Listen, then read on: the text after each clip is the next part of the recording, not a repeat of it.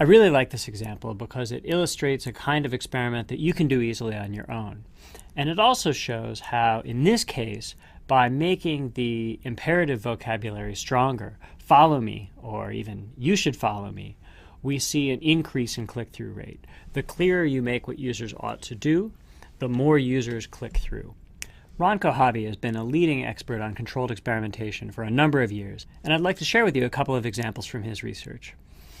He's currently at Microsoft, and here's a simple example from search results that shows how imperceptible changes to an individual can aggregate to yield phenomena that you can measure. Here you can see two versions of search results, one which is slightly typographically crisper than the other one. You may not even notice the difference at all. However, this difference, which is below your conscious level, increases the number of queries per user by 0.9%. and the number of ad clicks per user increases 3%. At the scale that Microsoft and the other large search players operate, this is a huge change. And I think it's a nice example of how, in general, the giant scale of experiments that you can conduct on the web makes small but consequential differences detectable. Things which we'd never see in the lab, you can now investigate. Also, it's an example of how changes which are too small to matter for a couple of people, if you were building search results for 10 users, a 0.9% change might not be something you'd worry about. However, the impact of these changes accumulates when the number of users increases to the scale of the web.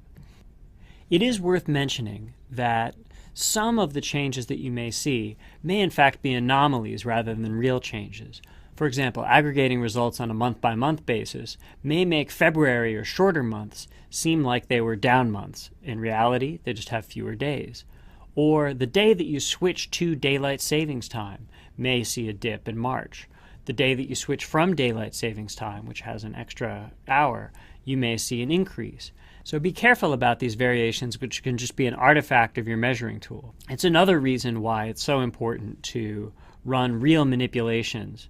Correlations can, of course, tell you a lot, but the manipulation helps avoid many of these data anomalies. All of the examples we've seen so far show a case where the designer intended to create a new variation and then measured the impact. And that's great.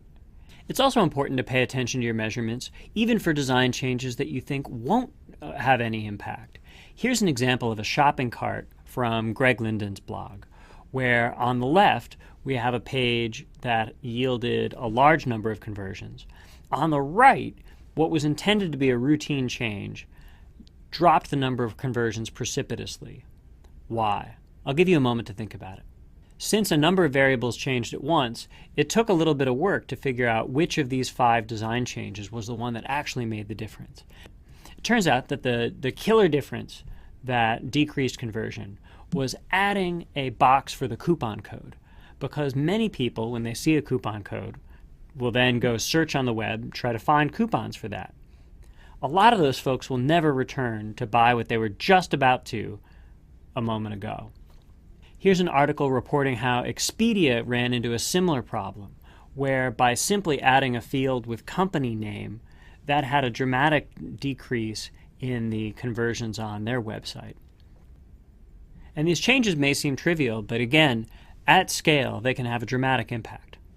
And I think these underscore the point that small distractions like extra fields can have a big impact on your site's performance. And conversely, if you get the small things right, you can have a dramatic positive impact. Here's a nice example from Ron Kohavi again.